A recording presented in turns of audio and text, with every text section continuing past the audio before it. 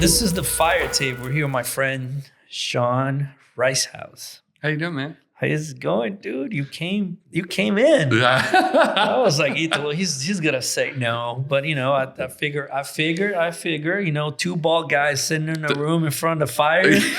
Some good stuff got to come out of it. I feel like we need a stogie and a scotch, cigar. Yes, for sure, man. Well, thanks for being funny. here. This is the place that we just open conversation, man. And then from there, a lot of people get inspired, but believe it or not, I have from this fire table, different from the real grind. I like it because we just open conversation and sometimes some spontaneous stuff comes in, Yeah.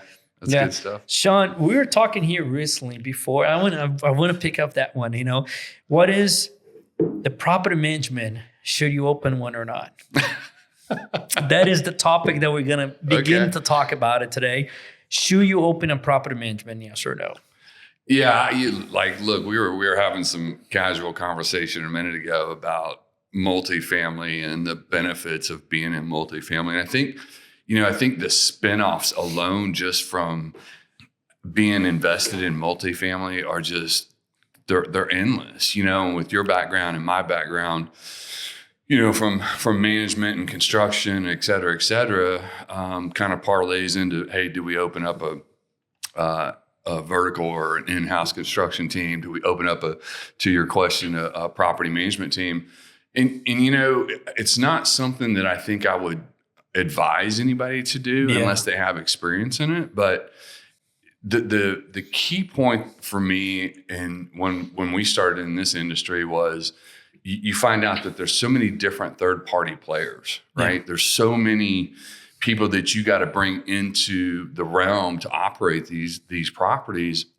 And at the end of the day, you're not going to have an owner-operator or a third-party management company care about the property like you are an owner-operator. 100%. When we can take that thing from A to Z, control, for anywhere from the acquisition to the property management to the construction, control the cost, control the schedule, then it's a totally different ball game, and it's not easy. Like we were talking about it earlier. It's just it's not easy, but man, the control that you have over it and to be able to implement those things in a timely manner makes a lot of difference. Yeah, control is definitely a factor that is a big factor when you try to implement systems and processes of any a little change, right?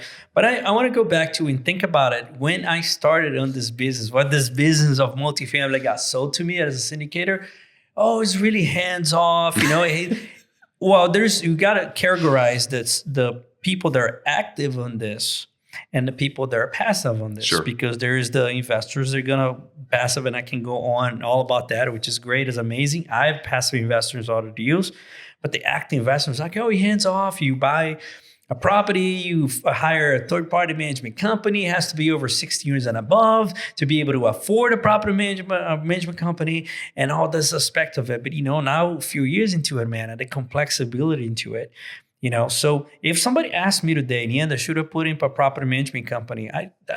There's a few things to consider.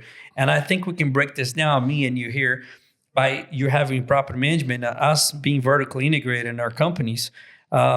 The first question is to ask is like, how much do you like operations? You know what I mean? That is operations on steroids, man. Like processes and procedures, the legality of how do you evict, how you need to know all those things. In my point, we hire a very solid director of operations that already know this stuff. But the difference is, if you're going to open a property management and think it's going to be easy, it's not. That you're going to have more control, but now it's no one else to blame but yourself. Right. And this is some complexity. So let's break this down into a few things here of the property management company. What was the first things that somebody would need to do, that, in your opinion, to open a property management? Wow.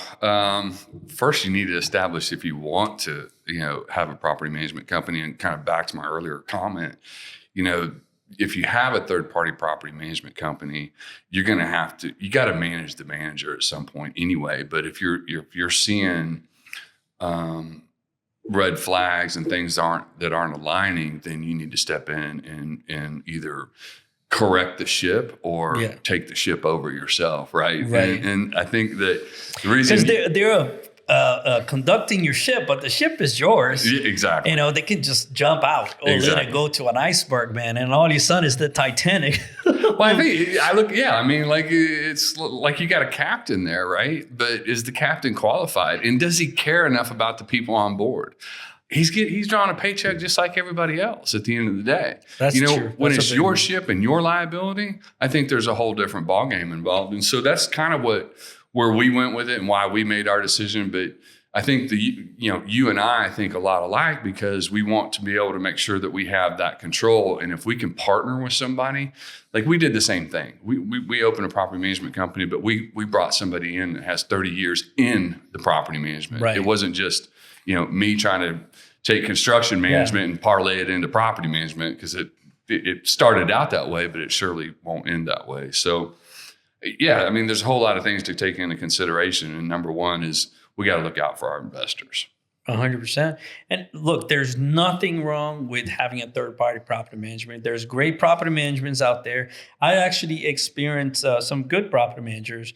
Property management companies. And nothing wrong with it. It's just right now there is something going on that if people bought properties in, let's say 2015, 5 years passed by, they fall asleep and woke up rich. You know what I'm saying? The leverage was so much more, man. There was so much room for error. And I feel like today we're coming into those properties with all the cost that is going up, right? Property taxes, insurance is being crazy. I know everybody does.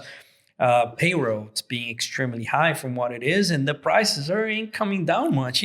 Have come down a little, and I feel that this year is a buying opportunity, and I feel, I see you guys kicking ass buying a lot of properties, and you guys taking advantage of that, which is great. But my point is that the operational cost of the property needs to be a little bit a tighter ship. Yeah, look, we talk about this all the time in our meetups and things that we have. Excuse me. But to your point, 5-6 years ago, you could go buy a property, wake up the next day, and it's double. It doesn't work that way today. After COVID happened, things got locked down, things got tight. I was, still partially in the construction world, and we were having delays of major items, chillers, boilers, anything that had to do with replacing something, cabinets, flooring, all that stuff was on a delay. And so what happened was, to your point, expenses went up, cost of goods went up.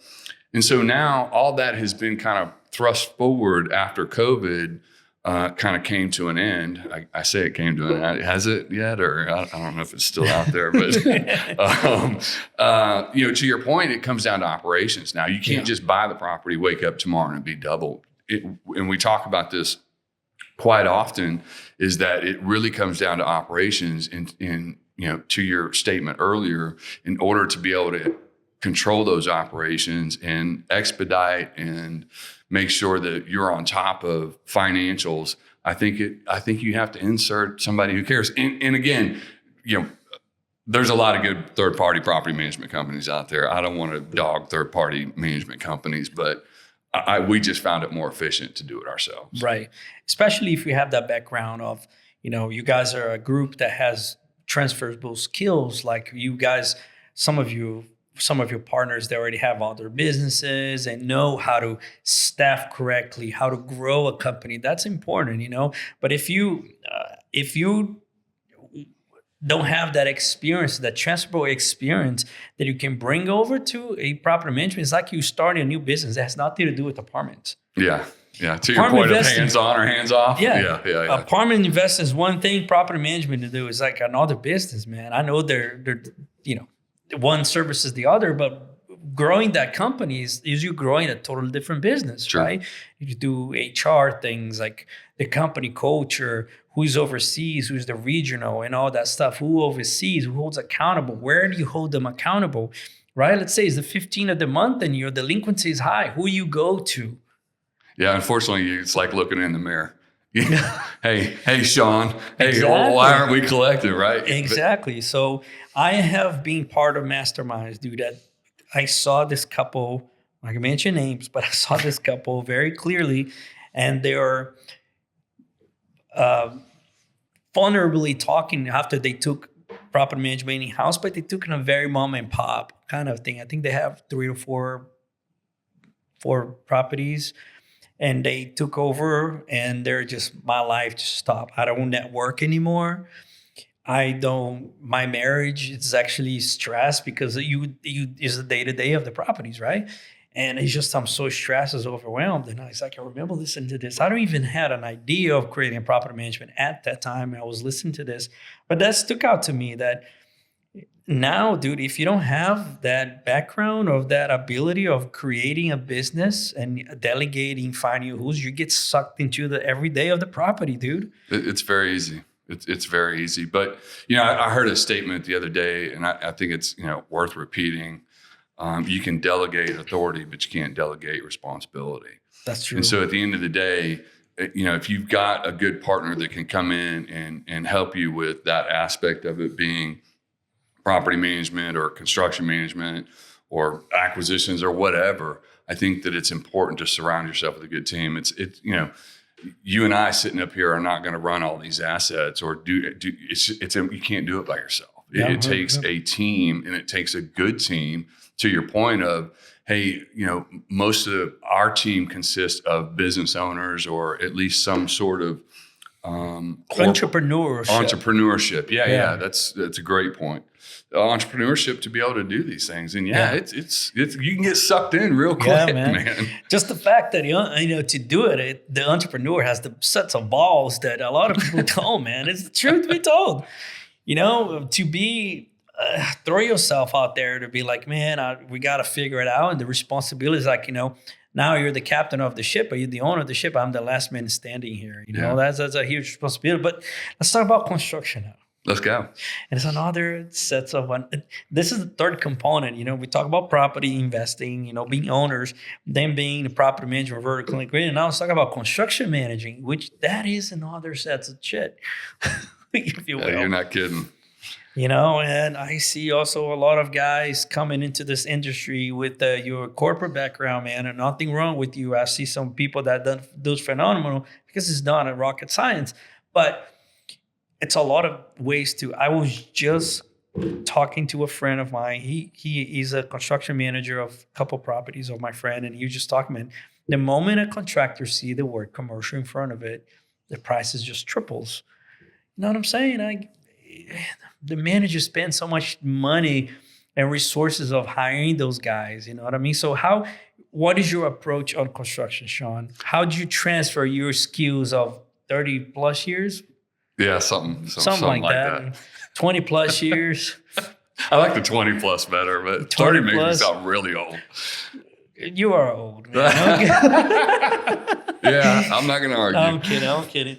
But how did you get your transfer skills, and how does that push the needle now on the property by knowing construction, by knowing how to deal with the people, contractors, man, that they're full of shit sometimes. They're great contractors, but most of them is just like, look, you're going to burn through contractors. Like, it's not contractors, probably subcontractors in our case. But the question is, like, how do you get your experience and apply to this construction to push the needle for the property? So I don't know. You know, that's a kind of I don't know if you can just answer that question sitting at the table. Like, I have a little bit of an unorthodox approach just because I've seen a lot in 20 something years that I've been in construction. But, you know, to me, I think it's about bringing things in-house, back to your point of this whole conversation, but it's getting a good lead position sitting there, meaning coordination, making sure everything's done through taking care of the financials. So you've got a couple different positions. You got like a superintendent, right, that we brought in. We've got kind of a coordinator that we also have, and then we've got our financial side of things. But I take it one day, one thing at a time. And like, if we get one property that needs a good amount of value add, like, we're going to set both of those people on site, run, and we separate it. One of the things that we do is we separate our capex from our property management. So right. We don't, even if it's a third party or our in-house third party or our in-house property management, we'll separate that capex. Yeah. And so it goes straight to the construction team. They deal with that. Yeah, you're going to have some overlap between the R&M and the capex. But, your question is how do I bring my skills into it? I think it's organization and what I've seen and being able to, again, back to the delegate authority, but don't delegate responsibility. And as long as I'm taking the responsibility of, hey, things got to get done on time. We got to have a schedule set. Goals need to be met. Costs need to be met. And bringing that stuff in-house and having those key people set in place, to me, you can cut that down and be able to control that very easily, as opposed to just going, hey, Mr. General Contractor, here's $1 million budget. Go take care of this stuff. No, of course. But that's a huge advantage, man. You said I can categorize this, but this has a lot of value. A lot of value that has a contractor would not be able to bullshit you. Yeah. To be like, hey, it's work. You're talking about the details. Exactly. Yeah, you can't tell me a friggin' chiller's down when I know damn well I'm sitting there looking at it and it's a breaker that's shut off. Like, those are skills that people can't bring unless you've been in the industry. Right, but that's what I said. That was the question. Like, we can talk about that all day. Yeah. Like, you're not going to bullshit me on a broken toilet. But that, believe it or not, that has a lot of value. Of course it does. Of course, you've got a lot of contractors out there that are, look, again, nothing against general contractors. It's not about contractors, but even in-house. I have in-house construction and the amount of bullshit that I get sometimes. But then if they know that I know and everybody on the company knows, and it'll be like, okay, this is where the direction you're going to go. And a lot of them is leadership too, man. I mean, I'm big on all the companies and every business that I put my hands on. I believe in a truly leadership and sense of direction. And I feel when everybody knows where you're going and you ask the entire organization, where is this company going, they can tell you. Yeah. You know what I mean? And that's big. Well, so one of the things I grew up with when I was in the construction industry, in fact, I have some relatives that are ownership of TD Industries. I don't know if you know who they are, and I'll give them a shout out. But they're probably the number one, maybe number two mechanical contractor in Dallas, and have been for 30, 40 years. Oh, wow. So, and they're an employee-owned operation. But anyway, their motto is the leader, the servant. So, I was instilled with that at 16, 17 years old. And just to your point, I truly believe that you got to go lead. And that means go taking your guys out, walk in each apartment. Now, do I walk every apartment? No, I don't. I mean, I'm not going to bullshit you. But when it starts, as we start a new acquisition or start a new capex project after we've closed an asset, we're going to walk. We're going to not only walk almost all the units, but we're going to certainly walk the ones that need heavy turns. And we're going to lay out what's all the expectation and what's required of them. And we're going to go back and hit those. I'm personally going to go back and hit at least the first 5 or 10. Yeah. I'm not going to go back and hit 80 of them. No, but you should set the tone, right? But you got to set the tone. Yeah. And having that construction background is going to know, hey, you can't go in there and put a $3,000 countertop in there, dude. It's just not, number one, it's not going to support the return, right? You 100%. Want the return within 24 or 36 months. And number two, they don't know that. Some of these contractors that come in, even our own people, they're like, hey, let's do this, and this. It's going to look beautiful. Yeah, that's cool. But, I'm not going to get the rent back, in 36, 48 months like we're supposed to. So we need to kind of start trimming. And so I think it's not cutting the corners. I think it's efficiency that we're looking to parlay into our team and lead that team to what they need to be doing. Yeah, for sure. And do you share the numbers with your staff or no? Your capex? Because I see two kinds of leadership. Some people are like, oh no, they should know the numbers, the way I'm in control.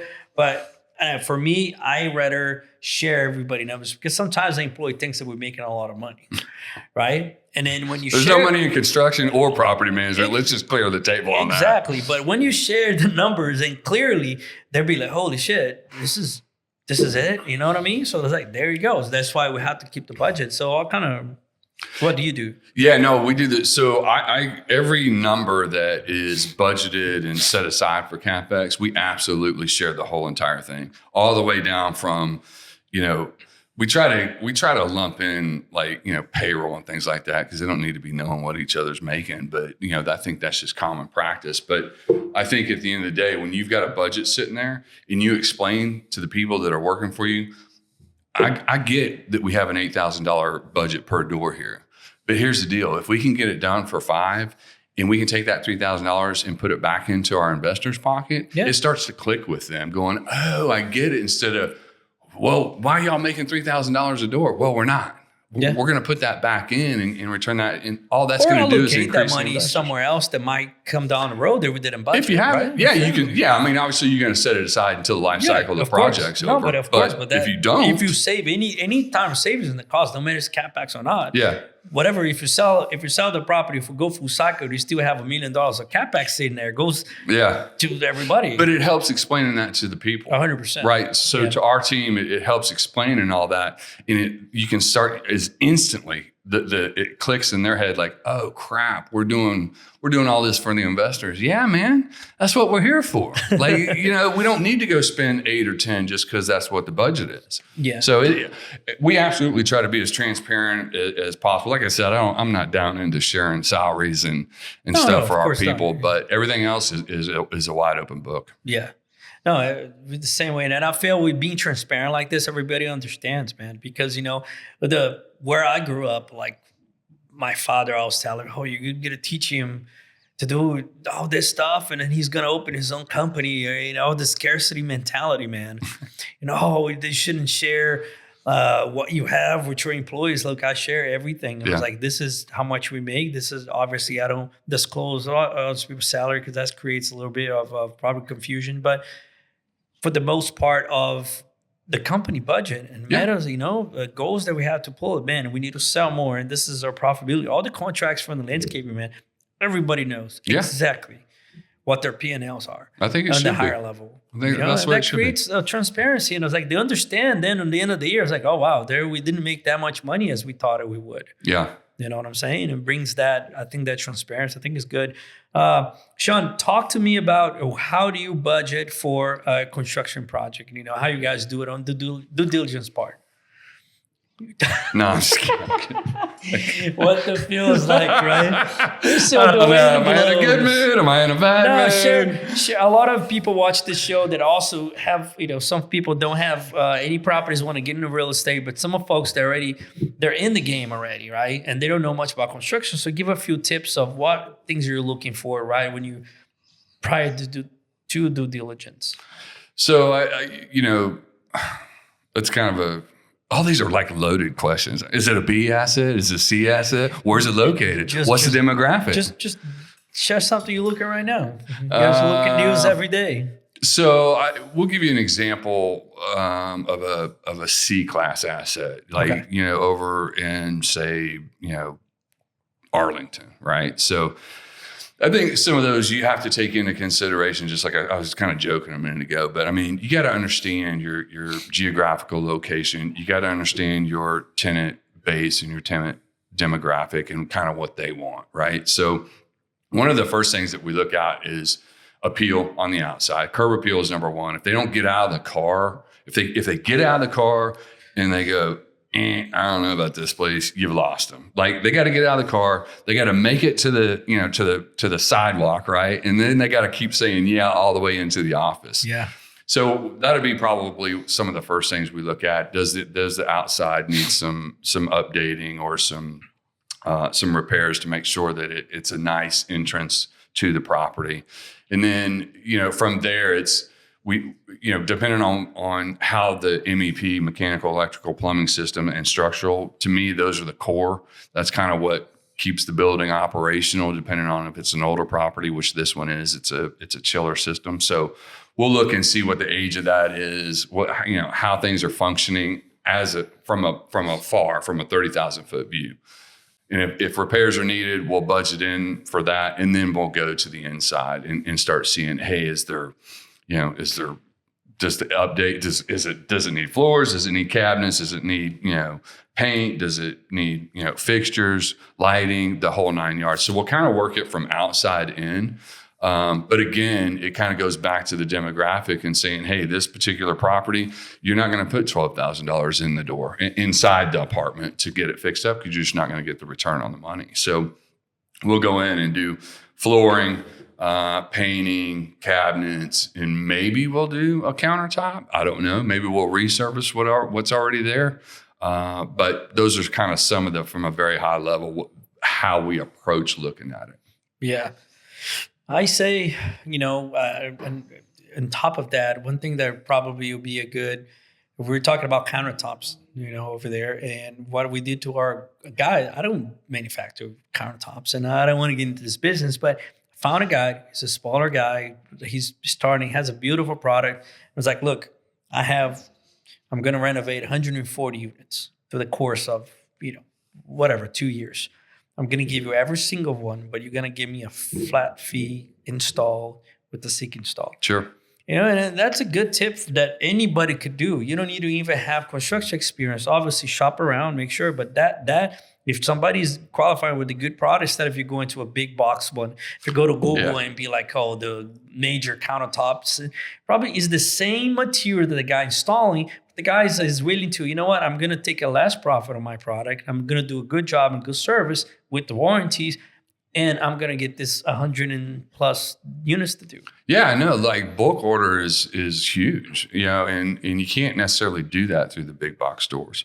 So if you can find a guy such the guy that you're talking about and do a bulk order, and the guy knows if he's been around the business for long enough, this probably isn't going to be the last asset that you're going to be doing these countertops on, right? So, yeah, no, if you can bulk order things, you're going to get a much better price, and he's going to be looking at it for a long-term relationship, which is kind of how you and I approach things. Look, we're looking for long-term deals. We don't want to hit one guy and then have to start over and explain to the guy what our expectations are again, right? We want to keep using the same guy if he's got great service and a good price. Yeah, everything that we third party, for example, I started doing the painting third party.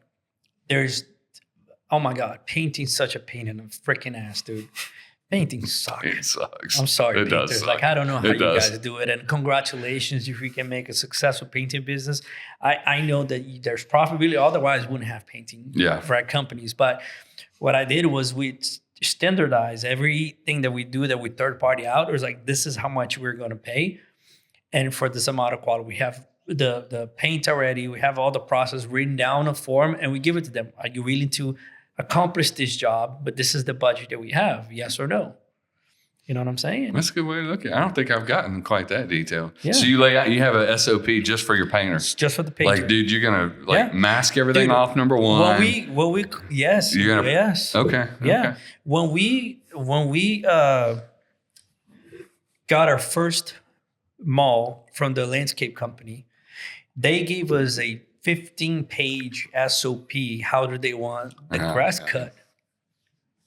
That, bro, how do you do that? Dude, but the thing is, Shawn, that opened my eye, dude. I was like, man, this is how those malls are successful, dude, because they paid an engineer, our arbor engineer to, I don't know, I said how to saw it, arbor or arborist. Or, arborist, right? Somebody fucking replace.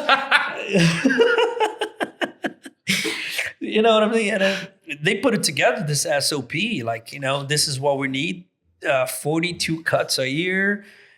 It's very detailed, man. Well, and God I was bless like, you. dude, I want to do the same thing. That's awesome. Mine's not 15 pages. It's like one pager. It's very simple, but at least tells the criteria. This is what the scope of work is in detail. Yeah. It's not a full-blown SOP. Oh, cover this plate first. Bro, that's how you were talking about construction earlier. Yeah. So when I was overseas doing embassy works all over like Africa, dude, like SOP is like, yeah. And I swore to myself, I said, I'm never doing this shit again. If I ever read another effing piece of paper telling me how to do my own job, I'm not doing it. But that's consistent, man. That's consistent. I mean, it's cool to have a SOP. I'm bullshitting a little bit, but I think it's awesome that you've got that kind of detail because like they know exactly what to expect, right? They know what to come in. If they miss a step, they're going to get, you're going to come back and redo it. So I think it's great to have that kind of SOP.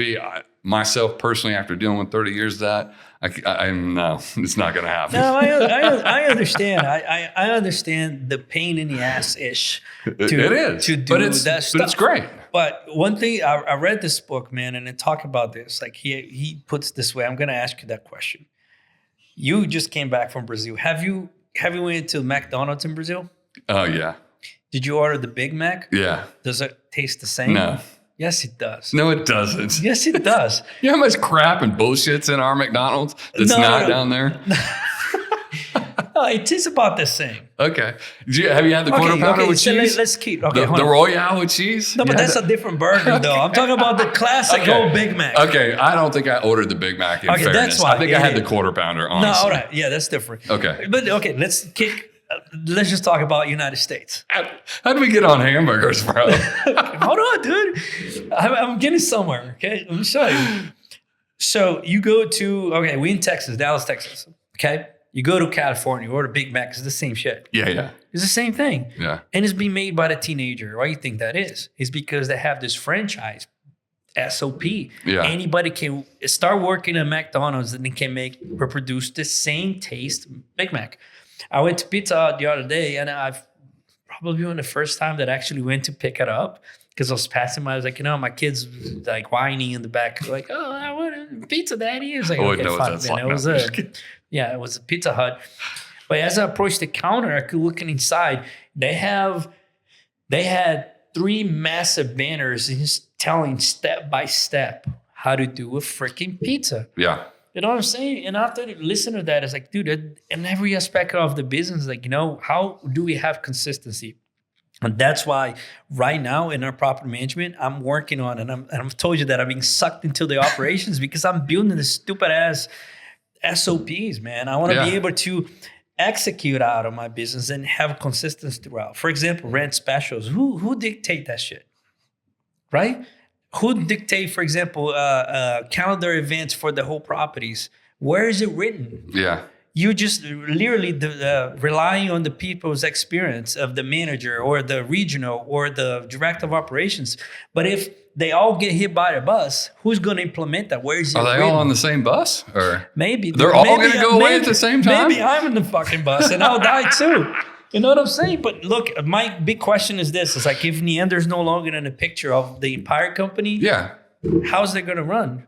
Probably less than 6 months, everything is gone. Yeah. So this has been my focus for the past. And that really struck to me, man. I know we're shitting the shit and playing a little bit, but is it very true to that? Well, so I totally agree. You're always trying to train your successor, right? If you get hit by a bus or I get hit by a bus, we want somebody, operations need to stay. Yeah. Like you don't need the whole empire collapsing because one person went away, especially if, you're near the top or at the top of that empire. So we're always training our successors. While everything that you talked about is a great thing, I am a more team, like I like creativity. And so I like to have opinions come in the door and say, hey, what do you think about doing it this way? Now that kills the whole detailed SOP that you, for instance, might have out there that we don't. I don't have a detailed SOP on how to paint a wall. If I'm gonna have a painter, I'm like paint the wall, bro. Paint the wall. And that's fine. I don't need to tell you how to. That's like somebody coming in and telling me how to change a chiller. Dude, I don't need that shit. And I don't want to be in. I don't want to be in that deep, right?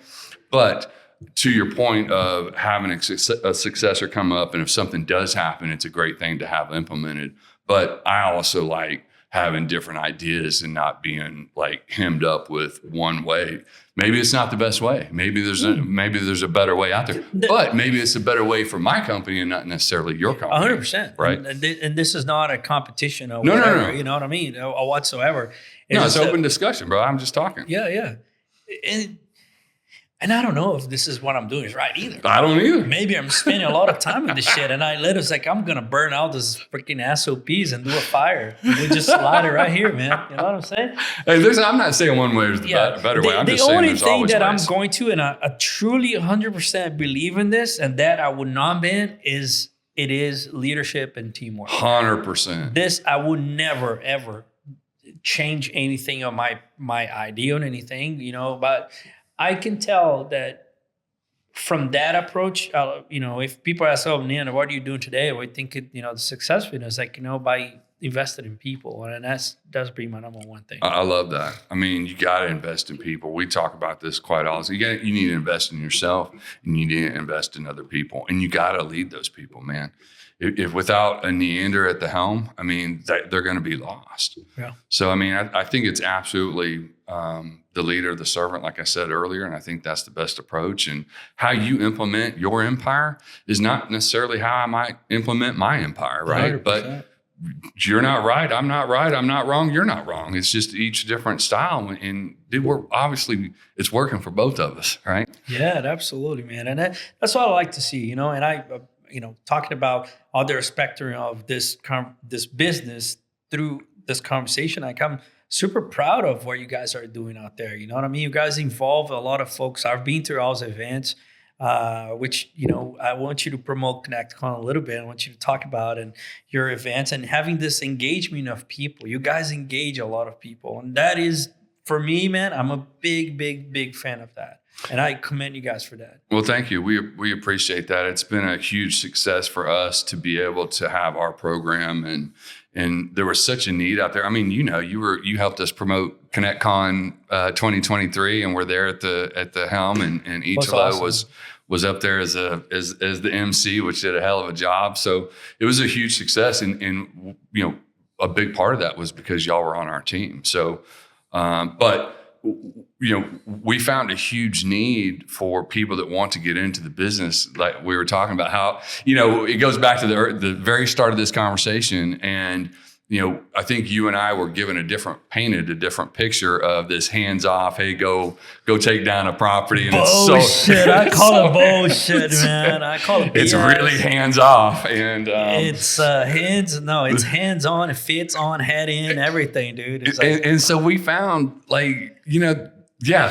it's not the case, man. But I love it, dude. I do too. I know you do. But there's other people that want to understand it. Yeah. Right. And so we found that through, putting teams together and these things, we found a lot of interest in people wanting to truly understand what it takes to be a general partner in all aspects. And so our program kind of helps with that and teaches, hey, A to Z, into the details. It's not just going out and find a deal and closing it and you're done, washing right? Your hands, yeah, the whole full effing doesn't work that way. So anyway, we found a huge need out there, and so we're very proud of our MIA program, and we've helped a lot of people, turned out a lot of general partners. So I'm a big advocate, cool. And a lot of people ask how do I get started. I was like, hey man, go follow these people at MIA because they dedicated to help others to achieve the same success. And that's amazing, man. I talk about the Connectcon and when the dates and when's it coming. Oh man, you put me on the spot. It's November 9th and 10th. Okay, that's okay. Check out. We're going to put a link down below. It's coming in November. Well, we can find out easy. Isn't it? I'm looking right now. Okay. It's 9th and 10th. I know it's on a Friday and Saturday. So November 9th and 10th, Connectcon 2024.com. You can go there and check it out. But we're going to have a 2-day event. We're going to have some great speakers there. Similar to last year, we're bringing really entrepreneurs and business owners into the same room as investors. And we're kind of marrying those people up and talking about multifamily investments. There's a lot of people out there that still don't even understand. Just like I did 4 or 5 years ago, I didn't even know I could buy apartments. And there's a lot of owners and entrepreneurs out there that want to know about it. So anyway, we're going to bring, kind of two worlds. We're going to collide those two worlds and talk about That's awesome, man. We're going to put a link down below. If you guys want to grab tickets for Connectcon 2024, hit here and set your phone, through the fire table. Fire table with a lot of fire and questions. But I want to just bring this last topics before we go, Shawn, we are talking about complex stuff, right? We talk about construction, the teams, and how we kind of almost painted the picture that how difficult it is. But for passive investors that would just want to invest in teams like you and I that we're really focused and dedicated, man, it's a no-brainer. Because we had a single family before, and I made a case study of, let's say you find a deal, single house, and then you get the house and you get tenants, you renovate a little bit and do the same kind of model, but you do a one single family, and then you have to deal with everything. And then let's say you go full cycle on that house for 5 years, counting your time, count your profitability, count the risks and everything to that period. And if you get the same amount of money that you invested into this house for a multifamily, is actually you're losing money. The investment in a multifamily, the gains are higher, and you don't get to do anything. Yeah, you get to do nothing. Yeah. Nothing. Yeah. There's investors, they invest with me on my first property, dude. Each one of them invest $1 million by themselves. They already doubled their money, dude. Like they never ever stepped a foot in the property. And that doesn't even take into consideration the tax advantages they got, does it? Exactly. Yeah. Exactly. You know, so you asked me, and it was like, shit. You know what I'm saying? Imagine they have to buy how many single family homes with that $1 million. They have to manage all that stress. If they ask what color is the doors of the property, they don't even know. What is the year of the property built? They don't even know. You know what I'm saying? They never stepped a foot in a property. So for you, if you're watching right now and investing, you know, if you find syndicators and people that operates to the higher level that cares about the tenants like yourselves and care about the community, care about the investors, care about all aspects of this business, man, it's like no brainer. It is. And it's funny, you bring up the single family. I still have 2 single families. One of them has been sitting empty for like 8 months, bro. It's really stupid. And I'm so sick of it. So I put it on the market and we'll see if it sells. But to your point, I mean, you go buy a single family and you have one tenant.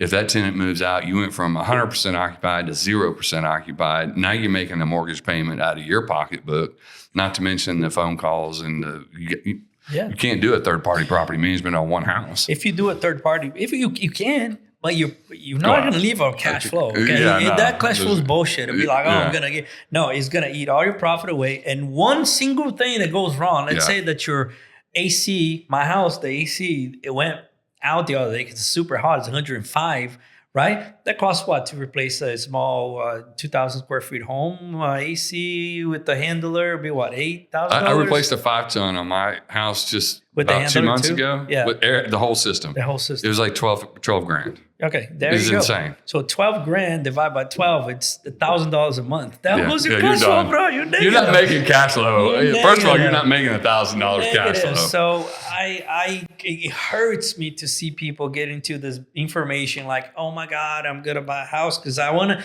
Now the same thing we're talking about. I want to have control. I have control. It's my house, it's mine. Because obviously, if you're a passive investor, we invest in a deal together, me and you, right? Yeah. We're partners, and we hundreds of other investors, but we all own together. You know, obviously we are running, but there's properties that you're running and other people are running. Obviously, you got to vet who is running it. That's very important. But to my point is that it's no brainer when you have that cash sitting on the side on the bank doing nothing, losing money or losing, by the inflation going up, it's no brainer. It is. It's a hands-off approach. You're getting paid to wait to almost or probably double your money in 7 to 10 years off that asset. I mean, it's when you just sell a your no-brainer. single family, where are you going to put it? Shit, come on, man. I'm going to try to get it in one of these deals I already got, or I'm going to put it in the next deal I got. I know. I mean, it's we crazy. have a few deals that went full cycle, and then I was like, shit, I should have put more money, man. Right? My regret is I shouldn't put more money. That's everybody says that. We had a couple of people come back to us on this last one we closed. It's like, hey man, can I put another 50 in? Can I put another this in? Can I put another that in? I'm like, bro, we're full. You should have done that the first time around. But and it's cool. The cool thing about that is they understand distributions are flowing on other assets to them, and so they understand how the game works, and they understand that it's just a much better play.